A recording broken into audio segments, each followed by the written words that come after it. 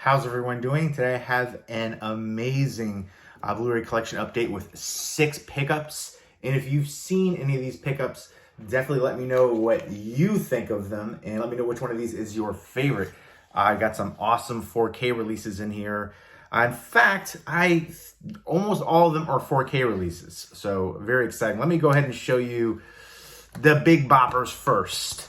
The Godfather Trilogy on 4K. The 50th anniversary right here, and some new special features. And from Francis Ford Coppola, did some amazing films. Let me know what your favorite Francis Ford Coppola movie is outside of Apocalypse Now and The Godfather. Outsiders has always been a favorite of mine, but The Rainmaker I think is really underrated, really good. Matt Damon, kind of courtroom drama film. Love the heck out of that one. That needs a US Blu-ray release, but this is a really nice addition, the Godfather Trilogy, and it comes in these digipacks right here. There's the bonus discs, and you've got the Coda Part 2, and then the first one, the digital copy sliding out. But let me just go ahead and show you inside. You know, you've got artwork, which I definitely appreciate interior artwork for releases like this. If you're paying, you know, a price for these ones are, you know, premium price, but I think definitely worth it. Those extra little added touches really make for a complete release, so I definitely appreciate that. And I'm probably going to do an unboxing of both of these just to show the packaging more in depth because I think it deserves it.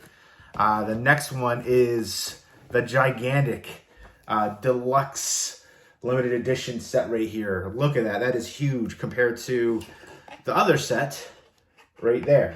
So you get the size comparison. It's drastic, but this is just really amazing. You get these 3 limited edition commissioned, ready to frame art prints, and then all the films and a hardbound photo book right here with seldom seen production photos celebrating the iconic scenes of all 3 films. It's a classic series. I'm really excited to check these out in 4K. All-time classics. Great cast from top to bottom, the supporting cast, and it folds out like this. I'm going to do a more in-depth, again, unboxing video for it, but I want to show you some of the details of it now so you can get an idea. There's the hardbound book right there, and then you get the prints, which are really thick stock card and beautifully well done. So those are amazing. For sure, you can frame these up. And I'm thinking about actually framing them up and putting them up in the movie room in here somewhere. But you get beautiful book right here. And I'll go ahead and show you just a couple shots. And then I'll show you the discs. And this comes with the digital copy and stuff as well. And then they're in here like this. And there you go. Really beautiful set. Again, I'll be doing an unboxing of this coming up soon. But this was just a really exciting release. It's beautiful. It's absolutely stunning. And very excited for it. Again, Godfather is an all-time classic. I think everybody is aware. I was actually shocked to see the rating for the first one was so high on IMDb. IMDb is the go-to rating site, by the way. Rotten Tomatoes is a joke of a rating site. If you want legitimate ratings, go to IMDb. For Rotten Tomatoes, there's like no middle ground. It's like a 90 or 20. But the IMDb score, I think, for the first one was like 9.2, which was one of the highest scores I've ever seen. Usually, they're much more balanced and, everybody has differing opinions. But those are the Godfather sets. I will be, again, doing unboxing of those coming up soon. Next up from Arrow Video, the US release, is the 4K release for American Werewolf in London. And I actually have the Blu-ray of this, which is essentially the same design. I'm happy that we're getting these releases on 4K, but I also wish, it would be one of those things where they weren't so close together. I feel like a lot of companies are releasing, a special edition Blu-ray or a new 4K transfer, but not true 4K. And then like a year later, we're getting the 4K release. Blue Underground, Scream Factory, Arrow Video. So again, it's the same design as the previous release, but we've got the 4K, and it's a beautiful release, absolutely. You get the poster in here, and you get a book, And then you get the 4K set now with the black case. So, and then the outer slip box right there. This is directed by Jonathan Landis. Just a classic. Pretty much everybody's favorite werewolf movie. It's my favorite werewolf movie. Number 2 would be Dog Soldiers. Number 3 would be Silver Bullet.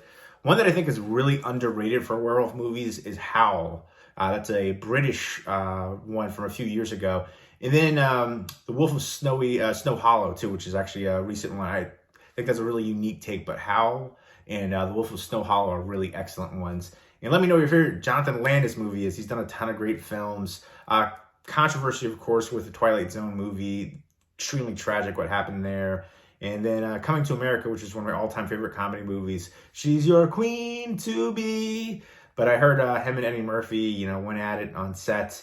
And then Trading Places, another one with Eddie Murphy. Those, again, 2 of my all-time favorite comedy movies right there. Spies Like Us, too. Three Amigos, Animal House, just Blues Brothers. Tons of great films that he directed. So I'm definitely a fan of him directing-wise. And this is just an all-time classic right here. Next up is my favorite Dario Argento movie. Can you guess it? What is your favorite? It is Phenomena. I feel like everybody picks Suspiria, which Suspiria is an amazing film. Definitely one that blew me away and still one of my all-time favorite horror movies. But Phenomena is my favorite Argento movie. Just that Valley song and just everything about it. It's just got so much going on.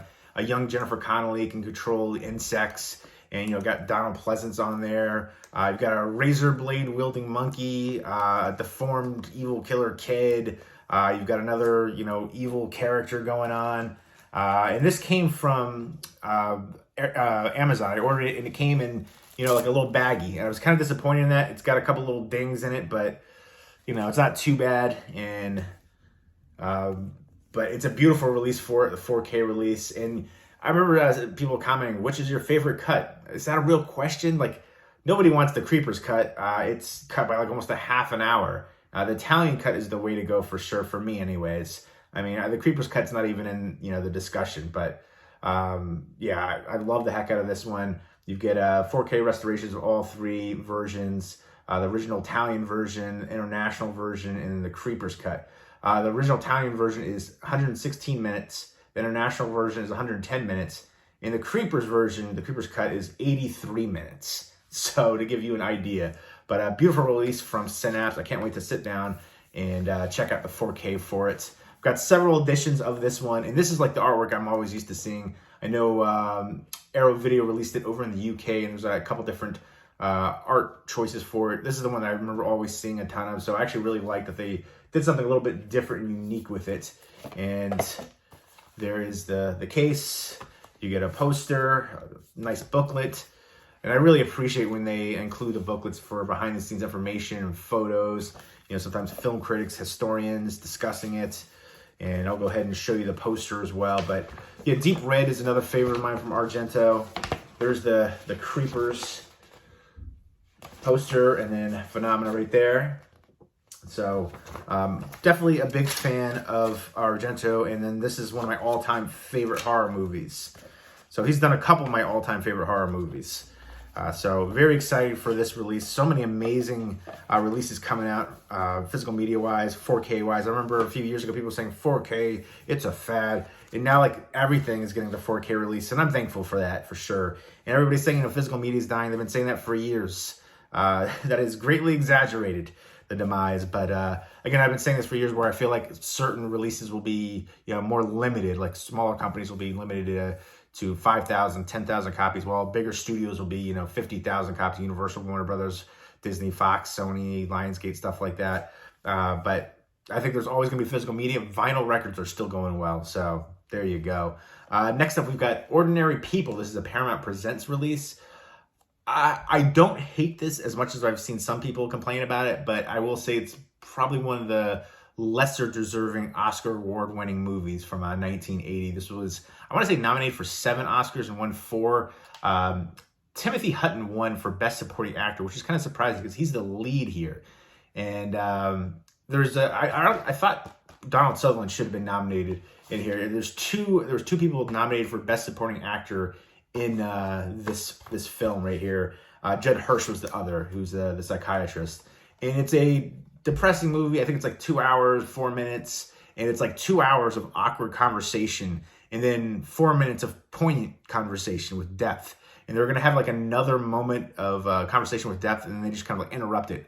It's just 2 hours of just super awkward moments and conversations, and it's just feels very stilted. I feel like if you're like, this is dealing with depression and grief, and I feel like if you're, morbidly depressed, like the lead character is, maybe it's authentic and the interactions and stuff like that, but it's a bit rough to sit through. It's a really nice release though from Paramount Presents, and I love what Paramount's doing with this line right here.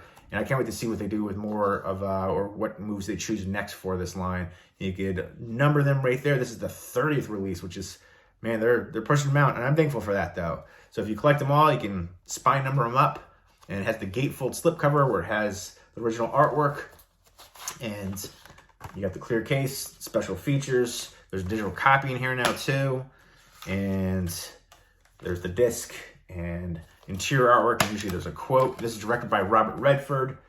Let me know what your least favorite Oscar award-winning Best Picture film is. For me, it would be Crash and then Chicago. I feel like this one would be on my top 10 probably for least favorite. I still think it has its merits, but to say this beat out Raging Bull, for instance, one of the best biopic movies ever, probably might be my favorite Scorsese film. Let me know what your favorite Scorsese film is too. But yeah, let me know your least favorite Oscar award-winning Best Picture. And then let me know your favorite Robert Redford movie, because he directed this. And, favorite directed Robert Redford movie and favorite acted. Roy Hobbs, it's a classic right there. But he's been in a ton of great movies. So Sting is up there for me too. But so many amazing films that he's been in. But Natural, probably. But we've got Shooter on Steelbook right here from Paramount. And this is another 4K release, directed by Antoine Fuqua. Training Day, of course. Equalizer is one of my favorite modern action movies. I'll take that over the John Wick movies, in fact. But the Raid movies are my favorite modern action movies.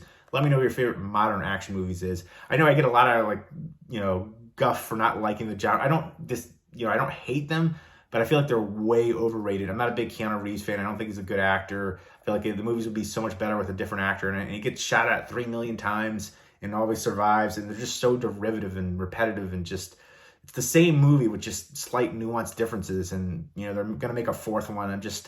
I'm not excited for it. I'm tired of those movies. They're just all the same to me. So I know they're huge. They're probably, the most beloved modern action movies, but they're not my favorites. The Raid for sure. I'd take Equalizer. I would take Faster with The Rock. A whole bunch of other ones, in fact. But anyways, Shooter with Mark Wahlberg. Thought this was a really good, tense movie. And he's, like a sniper, and he gets kind of thrown under the bus, and people are hunting him, and he's trying to figure out kind of like a conspiracy. And I love the supporting cast in here too. Elias Koteas is in here, who I always think is a phenomenal actor. I remember him way back in the day. I think his character's name was Duncan, in Some Kind of Wonderful, kind of like a skinhead looking guy. But that was like the first role I saw him in, and he just blew me away in that role. And he's been in a ton of stuff since, but very talented character actor. You've got Danny Glover, Michael Pena, Kate Mara. Just the whole supporting cast in here is awesome. So really enjoyed the heck out of this one. Nice Steelbook release for it. I didn't start it, but I meant to see it through. And I'll go ahead and show you the interior. There's a digital copy, and they could have done a little bit more with interior artwork, but I still dig it.